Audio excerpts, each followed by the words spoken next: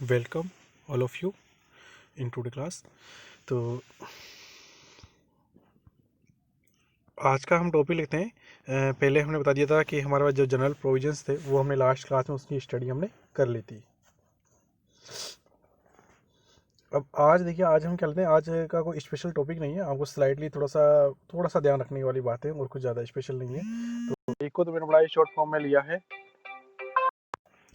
व्यवसाय पेशे की सामान्य कर योग्य है। तो देखो, जो बिजनेस है प्रोफेशनल, इनमें से जो नॉर्मली जो टैक्सेबल इनकम्स है वो आप जानते होंगे। जब बिजनेस चल रहा है तो इस तरह की इनकम तो बिजनेस के इनकम में पार्ट मानी जाएगी। जैसे यहाँ गुड्स ऑफ सेल्स बताई गई सबसे पहले, जैसे गुड्स ऑफ सेल्स हो गया, आपको कोई कमीशन मिला, बट्टा मिला, आड़त मिली, सेवा देने वाली संस्थाओं से आए, जैसे आपने सर्विस प्रोवाइडर हो, आप हॉस्पिटल की जो इनकम हो रही है, तो वो सब इनके लिए जो भी रिसिप्ट कट रही है वहाँ पर सबकी सारी इनकम हुई है। पेशागत आय हो गई, डॉक्टर जो रिसिप्ट ले रहा है वो उसकी इनकम होगी। तो विशेष स्थिति में क्षतिपूर्ति आई, ये क्या होती है? मतलब जैसे मान लीजिए कोई बिजनेस आपने स्टैब्लिश किया था, लेकिन वो बिजनेस किसी कारण से गवर्नमेंट ने सब रीजन आ गया कि वो बंद करा रही है उस बिजनेस को, और गवर्नमेंट से आपको क्षतिपूर्ति कंपनसेशन मिल गया है वहाँ से। तो इस तरह की इनकम ही आप रेवेन्यू नेचर की इनकम मानेंगे उसे बिजनेस से। ऐसा नहीं कि हम ये नहीं मानेंगे भाई हमने कोई बिजनेस सेल कर दिया तो उसे लॉन्ग टर्म कैपिटल गेन मानेंगे, उसे इसी हेड के अंदर टैक्सेबल मानेंगे। आयात लाइसेंस है, कोई आपको जो लाइसेंस है उसका आप सेल कर देते हो, किसी से आपको नगद सब्सिडी मिली है, कोई गवर्नमेंट या कोई इंस्टीट्यूट से आपको सब्सिडी मिली है, तो केस सब्सिडी भी आपकी यहीं पर ही आएगी। तट कर, उत्पादन कर की वापसी भी, आपने कोई भी जो टैक्स है जो आपने पहले ज़्यादा दे दिया था किसी भी कारण से और बाद में आपने कुछ प्रोविजन सबमिट किए कि आपको ये सारा कस्टम जो ड्यूटी है वो वापस आपको मिल रही है, तो वो भी आपके लिए इनकम का पार्ट बन जाएगी। गैर मौद्रिक आय भी व्यवसाय की आय के रूप में कर योग्य होती है। जैसे मान लीजिए कोई आपने कोई चीज़ सेल करी और आपने एक्सचेंज में कोई दूसरी चीज़ ले ली पैसा नहीं लेकर, तो इसका मतलब ये नहीं कि आपकी इनकम नहीं है, वो भी आपकी इनकम की ही पार्ट माना जाएगा। साझेदारों को फर्म से प्राप्त वेतन, बोनस, ब्याज, देखो लाभ नहीं है यहाँ को, फर्म जो पार्टनर्स हैं उनको अपनी फर्म से क्या मिल रहा है? सैलरी मिल रही है, बोनस मिल रहा है, ब्याज मिल रहा है, तो ये सब बिजनेस इनकम का ही पार्ट माने जाएंगे, सबके सब बिजनेस इनकम है। लेकिन यहाँ प्रॉफिट की बात नहीं करेगी ये, क्योंकि प्रॉफिट क्या है, टैक्स फ्री होता है, क्योंकि वो ऑलरेडी फर्म क्या था टैक्सेबल हो चुका है। ये बाद में हम दोबारा स्टडी करेंगे। तो अभी यहाँ कैसे साझेदार फर्म से जो प्राप्त वेतन है, सैलरी है, बोनस है, ब्याज है, आई वो बिजनेस हेड के अंदर टैक्सेबल है। प्रतिस्पर्धा न करने के लिए बदले में प्राप्त राशि, तो कभी कभी क्या होता है कि मैंने दुकान ऐसी जगह खोली वहाँ पर पहले से उसके कंपटीटर मौजूद थे और उन लोगों ने मुझसे रिक्वेस्ट करी कि आप यहाँ अपनी शॉप मत खोलिए, आप ऐसा ब्रांड यदि आप लेकर आते हो तो हमारी दुकान ठप हो जाएगी, हम आपको सीधे ही पैसा दे देते हैं पहले से ही, ऑलरेडी आप इस पैसे को संभालिए और यहाँ से विदा हो जाइए। तो इस तरह की जो मेरी इनकम हुई है वो मेरे को बिजनेस नहीं करने के लिए मिली है, मैं बिजनेस करता तो वो मुझे वहाँ से इनकम होती, नहीं करने के लिए बिजनेस मिली है, तो ये भी इसी हेड में टैक्सेबल है। महत्वपूर्ण बीमा योजना से प्राप्त राशि जो इंश्योरेंस क्लेम से आपको मिलती है वो भी है। सट्टे के व्यवसाय से आम जगह से इनकम स्पेकुलेशन हमने पढ़ा था, तो वहाँ से जो भी इनकम हो रही है जो कि due to change in market rates के कारण हमें मिल रही थी, हमने वहाँ गुड्स का ट्रांसफर नहीं किया था लेकिन हमने वहाँ पर अमाउंट का ट्रांसफर किया था, तो वो भी आपकी यहाँ टैक्सेबल है। अवैध व्यवसाय, आपको चोरी करने का बिजनेस कर रहे हो, आपको डकैती करते हो, तो इनकम टैक्स डिपार्टमेंट से कोई मतलब नहीं है, जो आपकी इनकम है तो आपको यहाँ टैक्स भरना ही पड़ेगा। वो अलग बात है कि आपके ऊपर जो पुलिस डिपार्टमेंट वो अलग से केस बना सकता है, वो आपको अरेस्ट कर सकता है, वो बहुत सारी चीज़ें हैं, लेकिन आपकी इनकम मानी जाएगी। पूर्व में स्वीकृत योग्य प्राप्ति को आय मानेंगे। यदि मान लीजिए पूर्व में कोई स्वीकृत आपने कर दिया है, कोई एक्सपेंस स्वीकृत कर दिया था आपने और अब वो वापस आपको मिल गया है, जैसे नॉर्मली बेड डेब्ट्स सबसे बेस्ट एग्जाम्पल, जिसका बेड डेब्ट्स आपने प्रोविजन कर दिया, बेड डेब्ट्स की रिकवरी हो गई, तो उसे अब आपको बेड डेब्ट्स रिकवरी इनकम माने के आएंगे। विदेशी विनिमय दर में परिवर्तन से आई, मतलब क्या होता है कि वो बहुत सारी वो चीज़ है जो आपको मार्केट में फॉरेन करेंसी के अंदर चेंज करानी पड़ रही है और चेंज करने पर आपको उसका इनकम फ़ायदा हो गया है, जैसे डॉलर से रेट में जो चेंज है हाइक हो गया उसके कारण आपको प्रॉफिट हो गया है, तो ये सारा भी इससे बिजनेस हेड में टैक्सेबल है। बैड डेब्ट्स की रिकवरी के बारे में बताया गया है कि यदि करे किए गए व्यवसाय की दशा में, मतलब आपने कोई बिजनेस परचेज किया होता पहले से ही, वो एस्टैब्लिश बिजनेस था और वहाँ से आपने बिजनेस वो परचेज किया और वहाँ से बैड डेब्ट्स की रिकवरी हो रही है, तो वो कर मुक्त होगी, ठीक है ना। और उत्तराधिकार में यदि आपको मिला है, पापा से आपको मिला है, पिता माता पिता से आपको मिला है, तो वो करी होगी, वो टैक्सेबल होगी, ठीक है। ये थोड़ा सा हमको ध्यान देने वाली बात है कि आपने परचेज किया, आपने उसके लिए पेमेंट कर दिया है ऑलरेडी, तो वो टैक्स फ्री होगी आपको, वो आपकी किस्मत, आपको फायदे की बात है, उसके भी एग्जाम कर दिया आपको, लेकिन आपको पिता से मिला है आपको, तो फिर कर योग्य होगी। वैज्ञानिक अनुसंधान में प्रयुक्त संपत्ति के विक्रय से प्राप्त को भी आय मानेंगे। मतलब ऐसा तो क्या है, जो वैज्ञानिक अनुसंधान होता है वहाँ पर लगभग सारी की सारी जो एसेट्स हम खरीदते हैं वो 100% उसी दिन में कैपिटल एक्सपेंडिचर के रूप में अलाउ कर दी जाती है। 100% उनको क्या मान लिया जाता है, उसी साल के अंदर आपको एक्सपेंस के रूप में अलाउ कर दी जाती है, उसे एसेट्स न मान कर उसे सारा P&L अकाउंट में आप लेकर चल जाते हो। ये जनरली प्रोविजन बना हुआ है, कभी कभी 150-200% तक भी आप अमाउंट को लेकर चल जाते हो, आपको डबल प्रोविजन होते हैं, वो इसी चैप्टर में आगे है हमारे पास में। तो ऐसी एसेट्स जब आप सेल कर रहे हो तो उससे जो अमाउंट मिलेगी वो भी आपकी इनकम मानी जाएगी। तो ये मेजर चीज़ें थी, यहाँ पर लिख दी, 2-3 पॉइंट्स और भी हो सकते हैं, इसके लिए विशेष रूप से ज़्यादा रखना नहीं है, थोड़ा सा 5 मिनट के लिए मैंने आपको रिवाइज कर दिया, थोड़ा आपको ध्यान रखना है। आज का पूरी क्लास इसी तरीके से होने वाली है, ज़्यादा डीपली में कोई स्पष्ट करने वाली चीज़ नहीं है। आगे बताया गया है कि जो अप्रकट आय, विनियोग, अस्पष्ट जो वे हैं उनको भी आय माना है, जैसे undisclosed income, investment, unexplained expense treated as a income. ये बताया गया है कि मतलब आपको कोई सी भी देखो, आप आय का मतलब ये नहीं है जो पैसा आपके पास में रखा हुआ है और उसके लिए आप कोई कारण नहीं दे पा रहे हो, ठीक है ना, कि भैया मेरे पास कैसा आया, ये कैसे एसेट्स मैंने खरीद लिया और कहाँ से पैसा आया आप नहीं बता पा रहे हो, तो वो सारी चीज़ आपके लिए इनकम मान ली जाएगी। कोई भी एसेट्स आप खरीद रहे हो, कोई पैसा आपके पास में है, तो आपके पास कहीं ना कहीं सोर्स रहा होगा और आप नहीं बताना चाह रहे, तो भले ही आपने चोरी करी होगी, आपने रिश्वत ली होगी, कोई भी रीजन रहा होगा, लेकिन आपकी इनकम तो है, वो आप किसी कारण से नहीं बताया आपने गवर्नमेंट को, तो आपको इनकम टैक्स के अकॉर्डिंग उसको पेमेंट करना पड़ेगा। ऐसे ही चीज़ है, सेम चीज़ ये वहाँ पर भी एप्लीकेबल होती है कि जैसे क्या कि आपकी डॉटर की शादी थी, आपके घर के अंदर बर्थडे था, बर्थडे के अंदर आपने 10 लाख रुपये खर्च कर दिए और आप कह रहे हो कि मैं साल भर के अंदर मैं तो मजदूरी करता हूँ, मैं तो 1 लाख रुपये कमाता हूँ। भाई 10 लाख रुपये कहाँ से खर्च कर दिए बर्थडे पार्टी के अंदर आपने, कहीं ना कहीं से आपकी इनकम थी, तो इस तरह के यदि आपने एक्सपेंस कर दिया तो ये भी माना जाएगा कहीं ना कहीं से आपसे इनकम थी इसलिए आपने खर्च कर दिया, नहीं तो आपको दिखाना पड़ेगा भाई आपने बैंक से लोन लिया है, तो पर्टिकुलर हमारे डॉक्यूमेंट्स होने चाहिए उसके लिए। तो जो भी आप स्पष्ट नहीं कर पाएंगे कि ये मैंने इनकम, ये मेरे पास एसेट्स कैसे बनी, या फिर ये एक्सपेंस के लिए मेरे पास पैसा कहाँ से आया, ये आप स्पष्ट नहीं कर पाओगे, सारी चीज़ इनकम मानी जाएंगी। क्या, जैसे अनएक्सप्लेन्ड कैश क्रेडिट है आपके पास में रखा हुआ है जिसके बारे में आप कोई जानकारी नहीं दे पा रहे हो, तो ये सारी आपकी इनकम आ जाएगी। सामने घर में कैश रखा पाया गया, तो आपके विनियोग जिसका साधन प्रकट नहीं हो, आपने अच्छा खासा इन्वेस्टमेंट कर रखा, अच्छी खासी बिल्डिंग ले रखी है, या मार्केट में इन्वेस्टमेंट कर रखा है, या वो शेयर मार्केट में या कोई बैंक में कहीं एफडी करा रखी है बहुत अच्छी खासी, और जिसके पास में आपको पता ही नहीं है कि ये पैसा आया कहाँ से था, तो सारी चीज़ तुरंत इनकम मान ली जाएगी। बेहिसाब धनराशि पकड़ में आना, जैसे कि बहुत सारी छापा मारी होती है, छापे मारते हैं तो आपको बहुत सारा आपके पास में ज्वेलर्स मिल जाते हैं, बहुत सारी गोल्ड मिल जाएगा आपके पास में, बहुत सारी प्रॉपर्टीज़ मिल जाएगी आपके पास में, तो ये सारी चीज़ें एकदम से पकड़ी जाती है, चाहे वो 10 साल 20 साल 30 साल की हो, तो फिर बाद में पता चलता है कि आपकी इनकम तो बस केवल आप गवर्नमेंट एम्प्लॉय थे और आपकी इनकम तो वहाँ पर 20,000 25,000 40,000 पर मंथ थी, और उसको देखते हुए गवर्नमेंट ऑफिसर अनुमान लगा लेते हैं कि नहीं साहब, आप किसी भी हालत के अंदर इतना पैसा अर्न नहीं कर सकते हो जितनी प्रॉपर्टी आपके पास में है, तो फिर वहाँ धोखाधड़ी वाला मामला बन जाता है और उन सब चीज़ों को वैल्यूएट किया जाता है और उनको उस ईयर के अंदर मतलब ये मान लिया जाता है कि अब आपको इसको टैक्स देना पड़ेगा। विनियोग जो पूर्ण राशि पर न दिखाए गए हों, तो ऐसे इन्वेस्टमेंट आपने कर तो रखा है लेकिन जो कंप्लीट इनकम में नहीं दिखाया गया, आपने जानबूझ के शॉर्ट इनकम में दिखाया, आपकी इनकम तो ब्लैक में दी है कैसे थी, आपने उसको कम पे दिखाया आपने, लेकिन फिर जब आपको पता चला, उनको इनकम टैक्स में छानबीन करी इनकम टैक्स ऑफिसर ने, तो पता चला कि इनकी मार्केट रेट ज़्यादा है, तो जो भी डिफरेंस आ रहा है उससे आप इनकम मान लेगा वो आपको, तो आपको टैक्स देना पड़ेगा। वे जो खातों में प्रकट नहीं है, इस प्रकार के एक्सपेंस बताया गया कि आपने कोई भी आयोजन किया करके अंदर, चाहे बेटी की शादी करके बर्थडे किया और वहाँ पर बहुत सारा पैसा खर्च कर दिया, जबकि आप बता रहे हो कि मेरी इनकम में तो बड़ा गरीब आदमी हूँ, मेरे पास पैसा है ही नहीं, और आपने कोई लोन वोन भी नहीं लिया, फिर आपका पैसा कहाँ खर्च करने कहाँ से आया, तो आपको लग रहा है, इनकम टैक्स ऑफिस को लग रहा है कि यार इसने एक ज़्यादा लिमिट से पैसा खर्च किया था, इतनी इनकी हैसियत नहीं है कि इतना तो फाइनेंशियली स्टेबलिश नहीं है, इसका फाइनेंशियली इतना मजबूत नहीं है, फिर भी इतना पैसा खर्च करा है, तो मतलब कहीं ना कहीं इसके पास पैसा तो था ही सही, बस दिखा रहा था झूठ के गलत है। जैसे हुंडई पर उधार ली गई और भुगतान की गई राशि, तो अब अमाउंट बोरोड और पेड ऑन हुंडई, हुंडी तो देखो आप देखिए, हुंडी इसमें क्या बताया गया है कि आप हुंडी के यहाँ पर आपने कोई भी लोन ले लिया, अब जब लोन ले लिया तो उसका सेटलमेंट भी करना पड़ता है वापस हुंडी का, तो वो जो पेमेंट है वापस आपके अकाउंट से कट जाए तो ठीक है, ठीक है, वो आपके अकाउंट के अंदर आया पैसा और आपके अकाउंट से कट जाए तो ठीक है, लेकिन आप उसे कैश नगद पैसा देकर उसे सेटअप करने की कोशिश कर रहे हो कि आपके पास कोई ब्लैक मनी थी, उससे आपने एक तरह से आप क्या कर रहे हो, यहाँ पर ब्लैक मनी को वाइट मनी बदलने की कोशिश कर रहे हो, और ब्लैक मनी को आप वाइट मनी का कोशिश कर रहे हो, तो आपको ये मान ले जाएंगे भाई आपकी इनकम है उसके ऊपर टैक्स लगेगा। आपने क्या किया, हुंडई से बैंक के थ्रू तो अकाउंट के अंदर पैसा ले लिया, लेकिन जब हुंडई का जब पैसा जमा कराया तो आपने कैश में जमा करा दिया, जब कैश में जब जमा कराया तो कैश आया कहाँ से, आपके पास में कहीं ना कहीं से आया होगा आपके पास में, तो इस तरह से आपको मान लिया जाएगा कि वो भी आपके पास में जो आई मान ली जाएगी वो आपके लिए। अब ये 1 से 6 पॉइंट जो भी हमने पढ़े, इनके ऊपर एक सबसे इंपॉर्टेंट बात है कि इनके ऊपर सीधा 30% की रेट से टैक्स लगेगा। क्या देखोगे आप वापस से, क्या बोल रहा हूँ मैं यहाँ पर कि 1 से 6 पॉइंट हमने पढ़े, यहाँ पर सीधा 30% रेट से टैक्स लगेगा, सीधा 30%। कोई रेट वो स्लेब जो रेट बनी होती है ना 5%, 7.5, जो भी रेट आती है 20% और 10% जो भी रेट है वो एप्लीकेबल नहीं है, सीधा जो हाईएस्ट रेट है 30% वो एप्लीकेबल हो जाएगी, क्योंकि आपने टैक्स चोरी करने की कोशिश करी थी यहाँ सब के अंदर। अब विशेष परिश्रम कर योग्य आए, तो देखिए कुछ चीज़ें हैं जहाँ इनकम तो होगी, इनका हेड बदल जाएगा, तो ये हेड कब कब बदलता है, जैसे ये पहले बताया गया था हाउस रेंट, मकान किराया,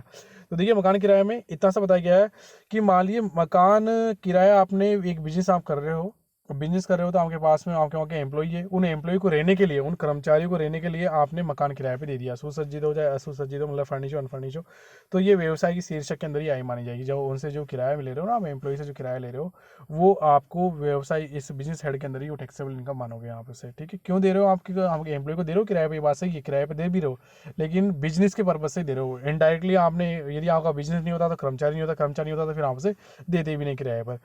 लेकिन आपका कार्य यही है कि आपको मकानों पे देना है, देने का ही बिजनेस बना रखा है आपने, आपका और कोई बिजनेस है ही नहीं, आपका काम ही क्या है, आपको 10-15 मकान बना रखे उनको आपने किराए पे दे रखा है। तो ऐसी जो मकानों पे किराए पे देने वाली जो आय है वो मकान की संपत्ति आय के अंदर टैक्सेबल होगी आपकी। आगे बताया गया लॉटरी एवं लॉटरी के व्यवसाय से आए। तो लॉटरी देखिए, तो लॉटरी लेने देने या खरीदने बेचने का काम है आपका पास में, तो ये व्यवसाय से इनकम आनी जाएगी। लेकिन सडनली लॉटरी खुल गई है आपके पास में, एकदम से आपको बहुत सारा पैसा मिल गया, तो इनकम फ्रॉम अदर सोर्स में टैक्सेबल होगा। चाहे आप कंटिन्यू कई सालों से आप लॉटरी लॉटरी खेल रहे होंगे, आपने 10 सालों से आप लॉटरी लगा रहे थे, यहाँ पर हार जाया करते, तो अचानक एक बार आप जीत गए, तो सारी इनकम फ्रॉम अदर सोर्स के अंदर टैक्सेबल होगी। लेकिन केवल आपने लॉटरी बेचने और खरीदने काम करते हैं, आप उसे खोलते नहीं हो, उसे आप यूज नहीं करते, बस कस्टमर को कमीशन बेच कर बेचते हो, तो वो आपका बिजनेस के अंदर पार्ट में आ जाएगा। व्यवसायिक संपत्ति को किराए पर देने, तो आपके पास में ऐसी प्रैक्टिस है कि आप व्यवसायिक संपत्ति को निरंतर किराए पे देते रहते हो, कंटिन्यूसली किराए पे देते रहते हो, तो व्यवसाय से आय मानी जाएगी। लेकिन आपने सडनली किसी कारण से आपने दे दिया गया है, किराए पे दिए आपने, एक ही बार दी, बार बार आप नहीं देते हो, तो अन्य साधनों से आय मानी जाएगी। मतलब रेगुलर यदि कोई वर्क किया जाता है तो वो नॉर्मली आपको बिजनेस इनकम में माना जाएगा, और सडनली कोई वर्क होता है वो जो आपके नेचर में नहीं है, तो अन्य साधनों से आय के अंदर चल जाया करेगा आपको।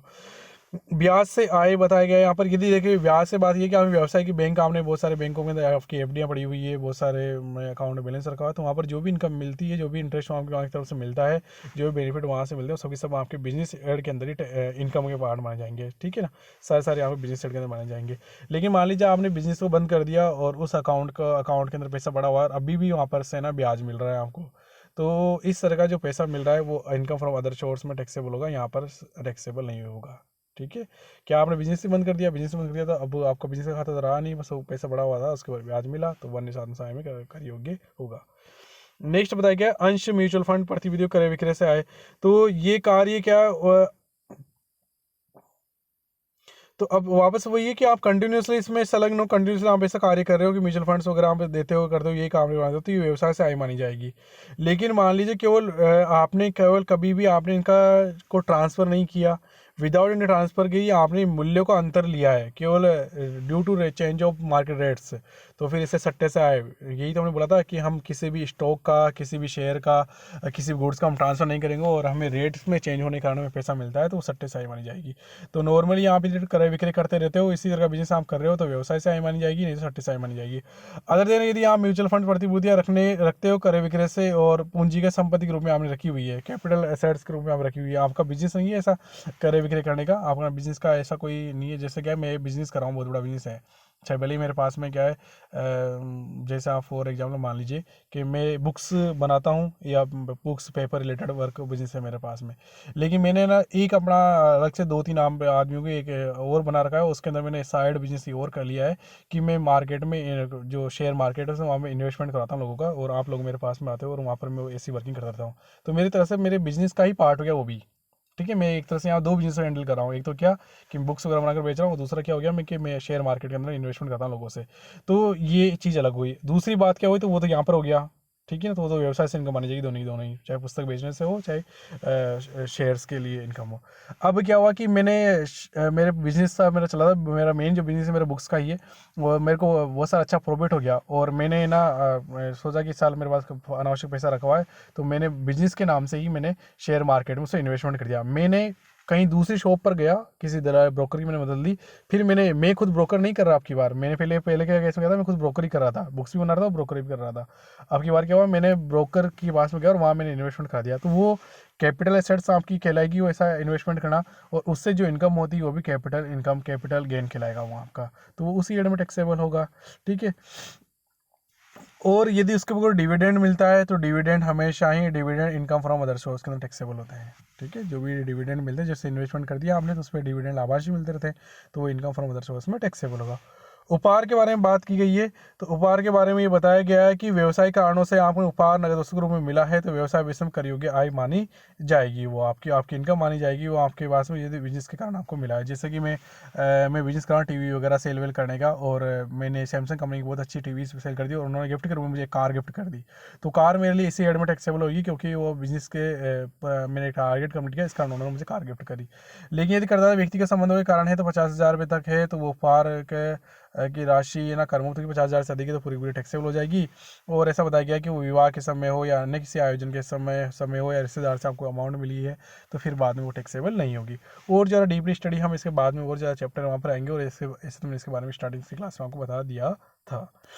अब एक आता है गुड़दौड़ वर्ड, इसको थोड़ा अलग से देखें। देखो, गुड़दौड़ के लिए आप चाहे, आपको ये तो बताया गया था कि गुड़दौड़ जो अपन लगाते हैं वो अन्य साधनों से आगे गैम्बलिंग आय खिलाती है ना। आपको पहले बता दिया, जो गुड़दौड़ आप लगा रहे हो, लॉटरी आप कर रहे हो, वो अन्य साधनों से आई है, वो गैम्बलिंग आय खिलाती है आपकी, वो जुए से आय खिलाती है आपकी। लेकिन आप इसके लिए गुड़दौड़ के लिए घोड़े भी रखते हो और उनको तैयार करते हो कि तुम जाकर रेस लड़ोगे। तो वो घोड़े रखने से जो है, आप खुद रेस नहीं लगा रहे हो, आप खुद वहाँ पर दाव नहीं लगा रहे हो, आपने घोड़ा तैयार किया है केवल रेसिंग के लिए और कोई और व्यक्ति को लेकर आया। तो घोड़े को तैयार करने के लिए भी जो इनकम होती है ना, वो भी आपको अन्य साधनों से आय के अंदर ही टैक्सेबल होगी। चाहे भले वो गैम्बलिंग ही नहीं खिलाएगी, वो इनकम आपके अन्य साधनों से अदर इनकम के अंदर खिलाएगी, वो गैम्बलिंग की तो नहीं खिलाएगी, वो उसकी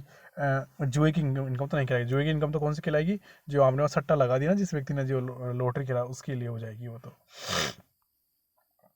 वापस रिपीट करता हूँ इसको थोड़ा सा। गुड़ दौड़ के लिए दो चीज़ें इनकम हो गई, ठीक है ना। गुड़ दौड़ के लिए घोड़े तैयार करने से, तो गुड़ दौड़ के लिए जो घोड़ा तैयार कर रहे हो, तो एक गुड़ दौड़ के घोड़ा तैयार करने वाला जो भी व्यक्ति है उसकी जो भी इनकम होती है वो इनकम फ्रॉम अदर सोर्स में होगी। वो क्या करता है, घोड़े तैयार कर रहा है, उनको मजबूत बना रहा है, उनको डेली वॉक कराता है, उनको रेस के लिए तैयार कर रहा है, उनको मजबूत कर रहा है, भाई तुम्हें तेज भागना है, ठीक है। और उसको फिर बाय फाइनली जब वो रेसिंग का टाइम आता है तो उनके पास में जो बड़े बड़े अमीर लोग होते हैं जिनको रेसिंग का ऐसा चाव होता है, वो लोग आते हैं और उनसे खरीद कर ले जाते हैं कि भाई ठीक है, आज हम किराए पे दे तेरा घोड़ा और हम इसके ऊपर अमाउंट दे देते हैं। तो ऐसी जो भी इनकम है उस घोड़े रखने वाले, पालने वाले जो भी इनकम मिलती है वो अन्य साधनों से आय के अंदर ही टैक्सेबल होगी, ठीक है। अब क्या हुआ, जो अमीर व्यक्ति था, जो रिच पर्सन था, जिसको ना दाव लगाना था, वो वहाँ पर गया रेसिंग के अंदर, उसने अपने घोड़े पे दाव लगा दिया और वहाँ पर भी वो जीत गया। तो उस अमीर व्यक्ति के लिए जो इनकम जीतेगा वो जो है वो आय खिलाएगी, जुए से आए, वो भी इनकम फ्रॉम अदर सोर्स का ही पार्ट है, ठीक है। इनकम फ्रॉम अदर सोर्स के अंदर टैक्सेबल, लेकिन वो जुए से खिलाएगी, और वो जो बेचारा जो पाल रहा था, जो छोटा व्यक्ति था जो पाल रहा था, वो जुए से नहीं खिलाएगी आय। अब देखिए, अंशों का लाभांश के लिए वो क्या बताया गया है। अंशों के लाभांश या डिविडेंड के बारे में ये बात करी गई है कि अंडर सेक्शन 1034 के अंदर 10 लाख रुपए तक का तो लाभांश आपके लिए बिल्कुल कर मुक्त है,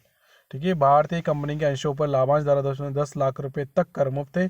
म्यूचुअल फंड्स के यूनिट्स के ऊपर लाभांश भी कर मुक्त होता है। जो म्यूचुअल फंड्स आप लेते हो बहुत सारी बार, उसके ऊपर पूरा लाभांश जो है वो पूरा आपका टैक्स फ्री है। तो 10 लाख रुपए तक यदि आपको भारतीय कंपनी के शेयर से लाभांश मिल रहा है तो वो आपके लिए टैक्स फ्री है। और यदि मान लो 10 लाख के 11 लाख मिलता भी है तो वो टैक्सेबल होगा इनकम फ्रॉम अदर सोर्स के अंदर,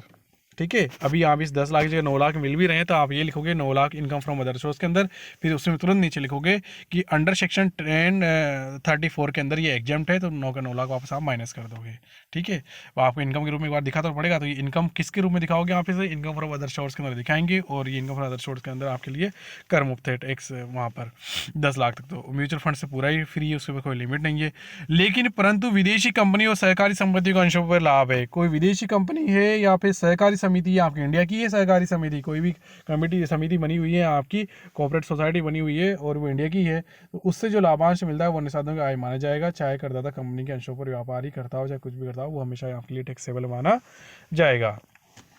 तो ये दो टॉपिक्स यहाँ पर और कंप्लीट होते हैं हमारे पास में। अब आगे बताया कि व्यवसाय व पैसे से कर मुक्त आय। तो व्यवसाय व पैसे में कर मुक्त आय कौन सा था, जैसे इसके अंदर बताया गया था कृषि आय है, तो वो एग्रीकल्चर इनकम है, वो पूर्णतः कर मुक्त है। कलाकारों को कुछ विशेष प्रकार के उपहार वगैरह पुरस्कार दे दिया, जैसे राष्ट्रपति के अंदर गोल्ड मेडल दे दिया, आपको अर्जुन अवार्ड मिल गया, उसके तहत आपको अमाउंट वगैरह मिली है। तो इस तरह के जो रजिस्टर्ड केंद्रीय सरकार, राज्य सरकार जो अमाउंट मिलती है सारी सारी कर मुक्त पाई जाती है।